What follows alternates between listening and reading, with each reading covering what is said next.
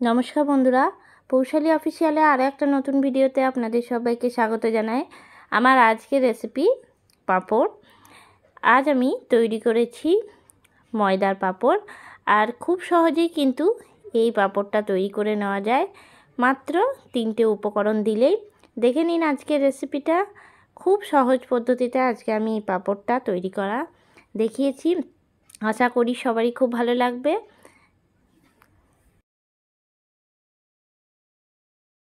ময়দার পাঁপড় তৈরি করার জন্য আমি এরকম একটা কাপে মাপ করে ময়দা নিয়ে নিচ্ছি।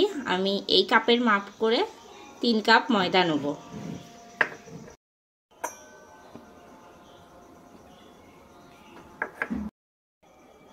দিয়ে দিলাম 3 কাপ ময়দা।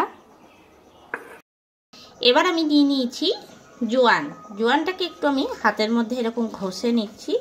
ঘষে নিয়ে দিয়ে দিচ্ছি ময়দার মধ্যে। এবার আমি দিয়ে দিচ্ছি গোটা জিরে হাফ চা চামচ। তা আপনারা জিরে জোয়ানের মধ্যে যে কোনো একটাও দিতে পারেন। এরপরে দিয়ে দিচ্ছি আমি লবণ, আন্দাজ মতন লবণ দিলাম। আর দিয়ে দিচ্ছি আমি লঙ্কার গুঁড়ো হাফ চামচ। তো এটা আপনারা চাইলে দিতেও পারেন, আবার নাও দিতে পারেন, তবে একটুখানি লঙ্কা গুঁড়ো দিলে বেশ ঝাল ঝাল হয়। এবার আমি জল দিয়ে গুলে নেব। চারপাশে মিশিয়ে নিলাম। এবার একটু করে জল দেবো আর একটা ব্যাটার তৈরি করে নেব।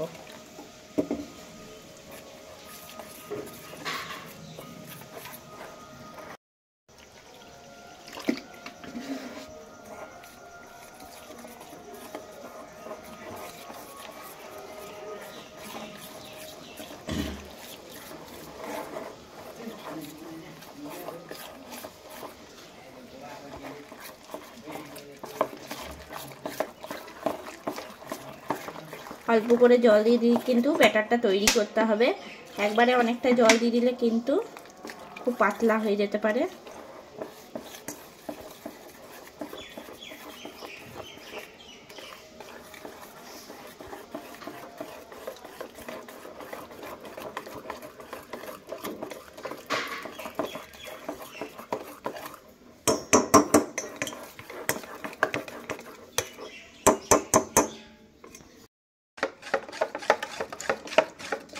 এখন কিন্তু ব্যাটারটা তৈরি করে নিয়েছি, আর ব্যাটারটা কিন্তু ঠিক এরকম হবে।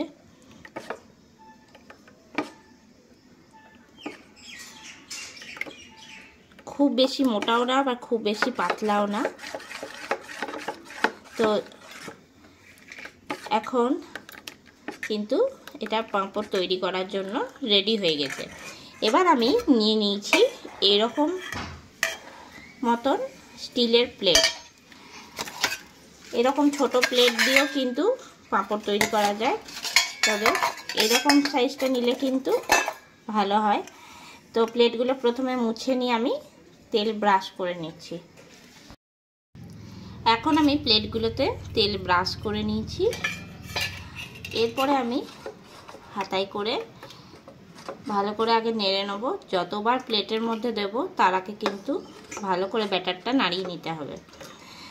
তো ব্যাটারটা ভালো করে নেড়ে নিয়ে যতবার দেব তার আগে কিন্তু ব্যাটারটা নাড়িয়ে নিতে হবে।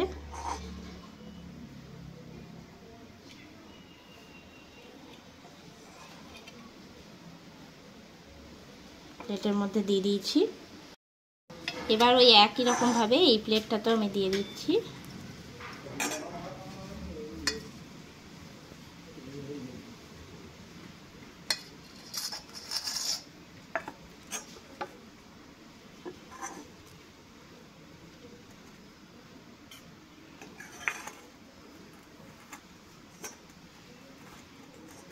এখন আমি 4টে প্লেট রেডি করে নিয়েছি।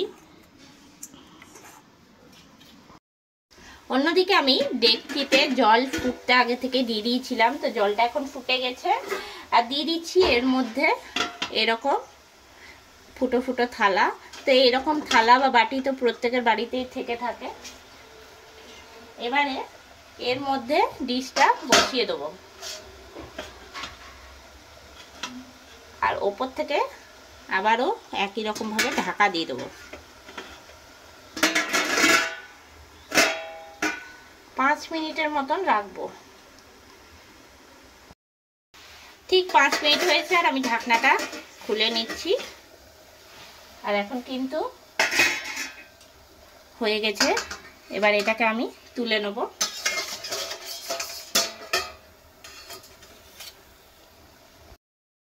এরপরে আবারও আমি দিয়ে দিচ্ছি ছোট ডিশগুলো। এগুলো যেহেতু একটু ছোট ছোট হয়ে যাবে আশা করি। না, হচ্ছে না, একটা করেই হবে। আবার ঢাকা দিয়ে দিচ্ছি। যেটা সবার প্রথমে করেছিলাম, তো নামিয়ে নিয়েও 5 মিনিট ঠান্ডা করে নেবো। আর সাইড থেকে ছুরি দিয়ে কিন্তু এরকমভাবে কেটে নেব, তাহলে কিন্তু খুব সহজেই এটা উঠে যায়। এবারে এই এক পাশটা ধরে তুলে নেব। এবারে যে থালাটায় আমি শুকাতে দেব সেই থালার মধ্যে দিয়ে দিলাম। তো এইরকমভাবেই প্রত্যেকটা আমি তৈরি করে নিচ্ছি। তো প্রথমেরটা তুলতে কিন্তু একটু অসুবিধা হয়, তারপরেরগুলো কিন্তু আর অসুবিধা হয় না।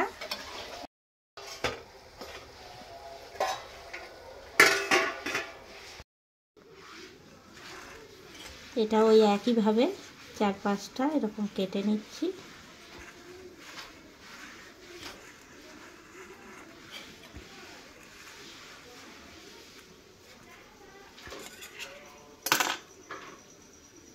খুব সহজেই কিন্তু উঠে যাচ্ছে।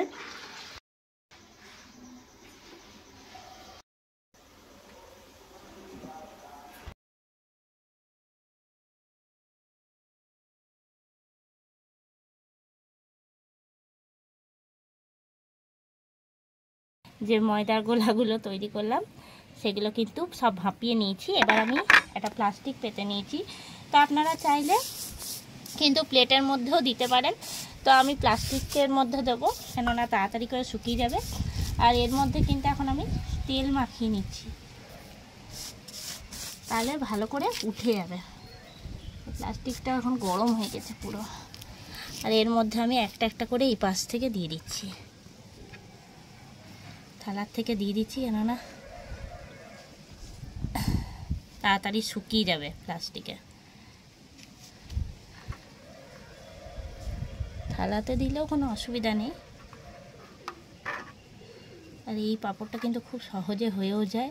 আর যা এখন কড়া রোদ, হয়েও যাবে তাড়াতাড়ি।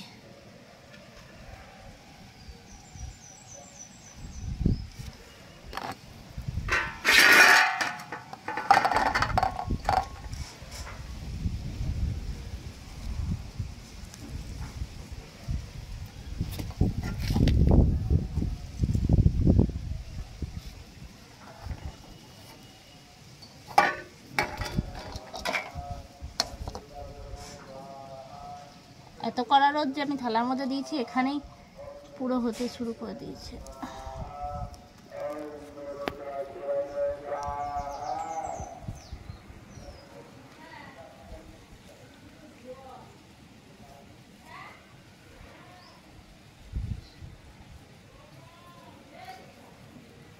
এখন আমার সবগুলো দিয়ে নেওয়া হয়ে গেল। এবার আমি একদিন পরে ফিরে আসছি। একদিনের মধ্যে আশা করি শুকিয়ে যাবে। একদিন পরে ফিরে চলে এসেছি। আর পাঁপড়টা কিন্তু এখন পুরোপুরি শুকিয়ে গেছে। এবার আমি ভেজে নেব। তো যে পরিমাণে রোদ ছিল, এটা শুকাতে আমার একদিন টাইম লেগেছে। এরপর আমি ভেজে নিয়ে দেখাচ্ছি কীরকম হলো। এখন আমি কড়াই চাপিয়ে নিয়েছি আর কড়াইয়ের মধ্যে দিয়ে দিচ্ছি তেল।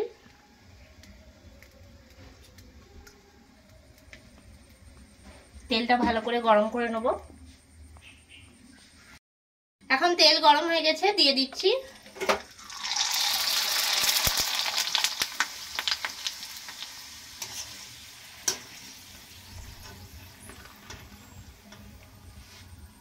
এবার তুলে নিচ্ছি।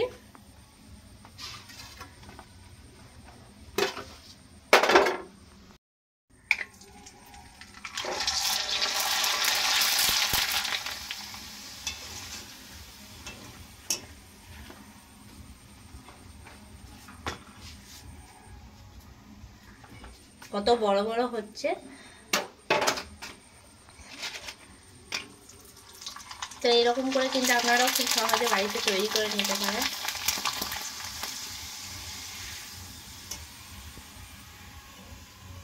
আর আমি এর মধ্যে একটুখানি লঙ্কা গুঁড়ো দিয়েছিলাম বলে একটুখানি লাল লাল হচ্ছে, তো আপনারা চাইলে সেটা দিতেও পারেন, আবার নাও দিতে পারেন।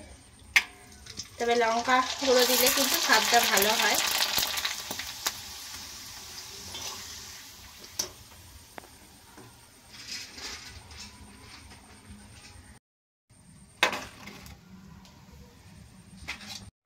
কত সহজে তৈরি হয়ে যায় এই ময়দার পাঁপড়। আর যে কোনো দিনে কিন্তু আমরা এই পাঁপড়টা বাড়িতে খেতেই পারি। তাহলে ঝটফট বানিয়ে নিন এই রেসিপিটা। কেমন লাগলো অবশ্যই আমাকে কমেন্ট করে জানাবেন। আজকের রেসিপিটা ভালো লেগে থাকলে লাইক করবেন, শেয়ার করবেন। এই চ্যানেলের নতুন বন্ধু হয়ে থাকলে চ্যানেলটা অবশ্যই সাবস্ক্রাইব করে দেবেন। পাশে থাকা বেল আইকনটা প্রেস করে রাখবেন সবার আগে নোটিফিকেশন পাওয়ার জন্য। আরও নতুন কোনো রেসিপি নিয়ে হাজির হব।